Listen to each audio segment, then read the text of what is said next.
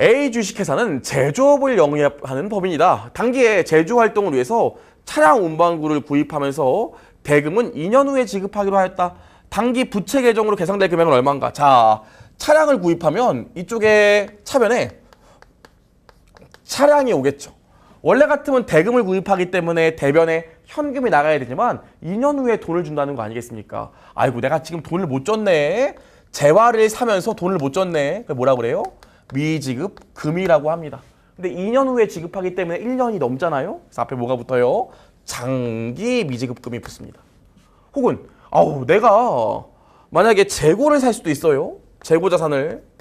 영업활동에 필요한 재고 자산을 사는데 요거에 대한 돈도 지금 줘야 되는데 내가 돈을 못 줬어. 그럼 어떻게 돼? 차량은 재고 자산이 아니잖아요. 정상적인 영업활동에서 내가 판매하는 물건이 아니고 재고 자산은 정상적인 영업활동에서 판매를 목적으로 취득한 자산이니까 요 재고 자산은 어떻게 돼요? 미지급금이 아니라 매입채무로 기록을 합니다. 어렵지 않죠? 근데 내가 2년 후에 만약에 갚는데 그럼 여기 앞에 뭐가 붙어요? 장기 매입채무가 붙겠죠. 따라오실 수 있겠죠? 또 해볼게요. 재고자산은 아니고 내가 예를 들어서 재화 말고 용역 서비스를 제공받았어요. 그래서 지금 비용 처리했는데 이 용역에 대한 대금은 나중에 지급한대. 그땐 뭐가 돼요? 아직 대금을 지급 안 했으니까 미지급은 맞는데 미지급금이 아니라 이쪽에 뭐가 옵니까? 미지급 비용으로 기재합니다. 어렵지 않죠? 여기 만약 2년 후에 지급하면 얘도 장기가 붙겠죠. 이 정도까지는 아셔야 돼요. 그럼 얘는 언제 없어져? 나중에 미지급금이 없어지면서 현금이 나가죠. 나머지도 다 마찬가지죠. 이렇게 회계 처리된다는 거 아시면 돼요. 그래서 유형 1번 보시면 차량 운반금을 사면서 돈을 안 줬으니까 미지급금인데 2년 후에 대금을 지급하니까 답은 장기 미지급금이 되겠죠. 여기까지 체크하시고요. 조금만 힘을 내실게요. 문제가 많아요. 자, 2번 보시면 다음 자료에서 설명하는 부채 개정 과목의 명칭은 뭔가 했는데 정상적인 영업활동에서 미래에 재화나 용역을 제공하기로 하고 그 대가를 전부 또는 일부 미리 수령하는 계약을 하였다. 계약의 이행을 보증하는 역할을 한다. 얘는 뭐가 됩니까? 내가 추후에 재화나 용역을 제공해야 되는데 돈을 미리 받았대요. 돈을 미리 받았어. 현금으로. 그럼 뭐예요? 미리 받은 돈이라고 해서 선수금으로 기록을 하죠. 그렇죠? 이게 IFRS 같은 경우엔 이번에 수익이 개정됐기 때문에 선수금이 아니라 계약부채라는 계정을 쓰는데 우리는 일반 기업 회계 기준이기 때문에 그냥 선수금 쓰시면 돼요. 선수금으로 기록을 한다고요. 그래서 나중에 내가 재화나 용역을 제공하면 어떻게 됩니까? 재화나 용역을 제공하면 선수금이 없어지면서 수익이 오게 되겠죠. 그래서 제가 1강 때 얘기했지만 샘플 때 얘기했지만 삼성중공업 같은 경우에 부채가 많다고요. 그래서 언론에서 야, 부채가 과도하게 많은데 회사가 악성인 거 아니야? 회사 지금 재무 상태가 안 좋은 거야. 이렇게 얘기했는데 삼성중공업의 재무 상태를 보면 부채 중에서 어떤 부채가 많아? 요 선수금이 많다고요. 그럼 선수금은 좋은 부채예요, 나쁜 부채예요? 좋은 부채지. 기업에 돈이 들어와 있고요. 요거 없어지면서 수익으로 바뀐다고요. 좋은 부채예요. 그래서 기업의 재무 상태표를 볼 때 선수금이라는 계정이 많이 있으면 이걸 이 기업이 부채가 많다 이렇게 생각하시면 안 돼요. 앞으로 벌어들일 수익이 많구나 라고 생각하셔야 된다고요. 따라오시겠죠? 그래서 2번 같은 경우에 읽어보시면 답은 선수금이 답입니다. 사채 할인 발행 차금은 뒤에 사채할 때 자세히 배울 거고요. 매입 채무는 말 안 해도 아시고 단기 차입금은 내가 돈 빌려온 거예요. 그럼 내가 현금 들어오면서 돈 빌려왔기 때문에 차입금으로 기재하겠죠. 어렵지 않죠? 여기까지 봤습니다. 그럼 넘어가서 우리 3번도 좀 보겠습니다. 좀 지워볼까요? 많이 썼으니까.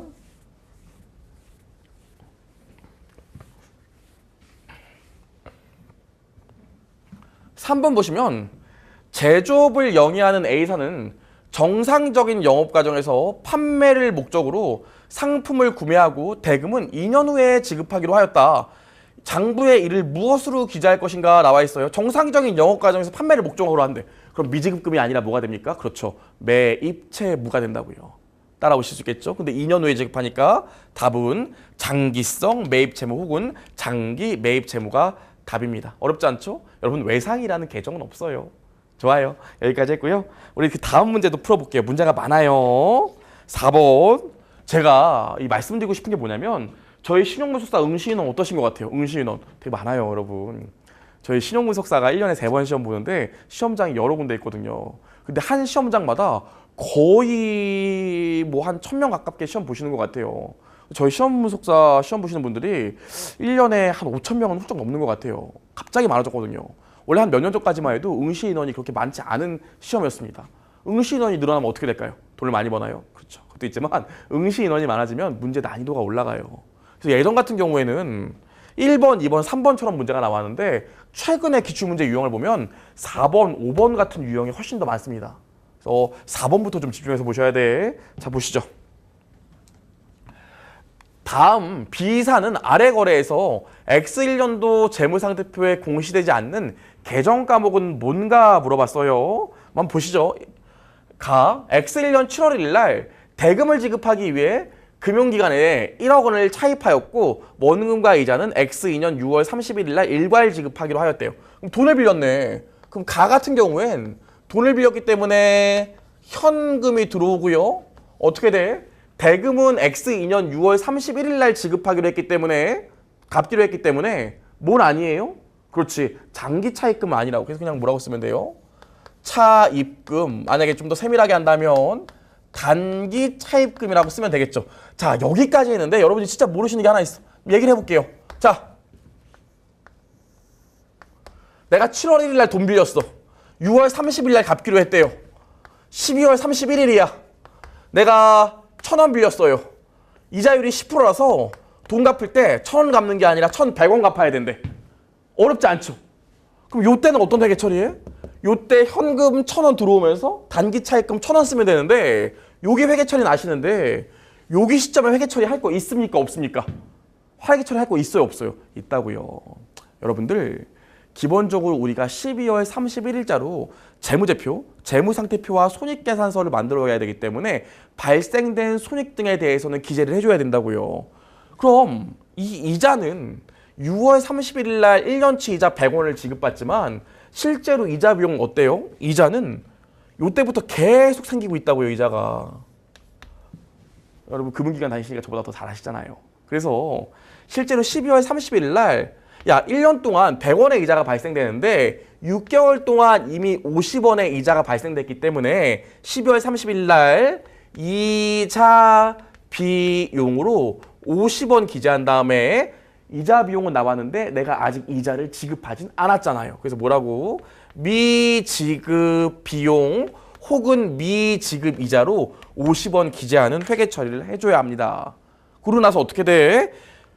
그 다음 연도에 돈을 받게 되면 어떻게 해?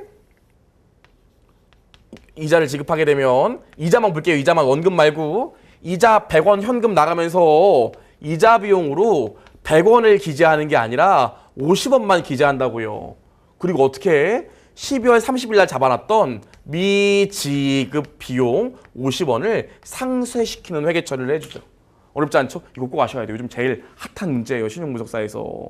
그럼 X1년 7월 1일도 7월 1일 날은 여기까지 회계 처리하는 게 맞지만 12월 31일 날 원금과 이자를 지급한다고 했기 때문에 이자 비용도 나오고요. 미지급 비용 혹은 미지급 이자도 나온다고요. 요거 꼭 체크하셔야 돼요. 해답 보시고요. 요즘 참 핫해. 좋아요. 여기까지요. 계속 보시죠.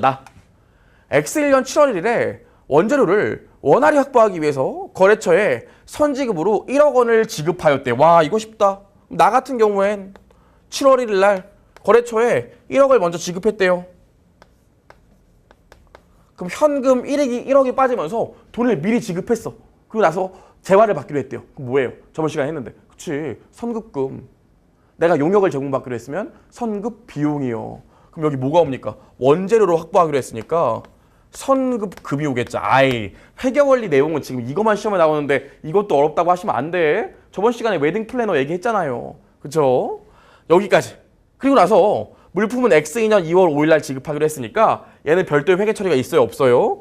얘는 12월 31일 날 회계 처리할 게 없다고요. 얘는 이자 비용이 안 나오죠. 그렇죠? 나중에 물건만 받으면 되는 거니까. 여기까지요. 여기까지. 좋아요. 자, 그럼 그다음에 다 볼게요.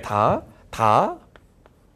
X년 10월일 날 A사에게 1억을 빌려주고 X년 10월 4일 날 원금과 이자를 일괄 수령하기로 했대요. 와, 그럼 어떻게 돼? 돈을 빌려줬으니까 10월 1일 날 현금이 나가고 돈을 빌려줬으면 뭐예요? 대여금이 되겠죠. 여기 대여금 기재하고요. 뭐 해주면 돼? 12월 31일 날. 얘는 아무것도 안 합니까? 아무것도 합니까? 하죠. 이자 받기로 했다고요. 그럼 1년 동안 이자가 잘할 거 아닙니까? 그러면 10월, 11월, 12월 3개월치의 이자가 잘해야 되니까 여기 이자 수익 기재하면서 아직 못 받은 이자 수익이니까 미수이자라고 기록하면 된다고요. 하실 수 있겠죠. 이게 다예요, 여러분. 이게 다. 4번 답은 지금 우리 여기 회계 처리 나와 있는데 실제로 기재가 되지 않는 건 몇 번? 그쵸? 3번 미수금이 없겠죠. 보면 회계 처리 보면 미수금 없잖아요. 그래서 요즘 신용분석사에서 요 4번 문제가 매우 핫한데 회계 처리를 다 한번 해보셔야 돼요. 여기까지요. 넘겨보시면 5번이 있는데 5번은 지금 4번이랑 문제 유형이 똑같기 때문에 제가 또 풀어드리진 않을 거예요. 문제 5번은 여러분 한번 풀어보세요. 좋아요. 우리 여기까지 했습니다. 잠깐 쉴게요.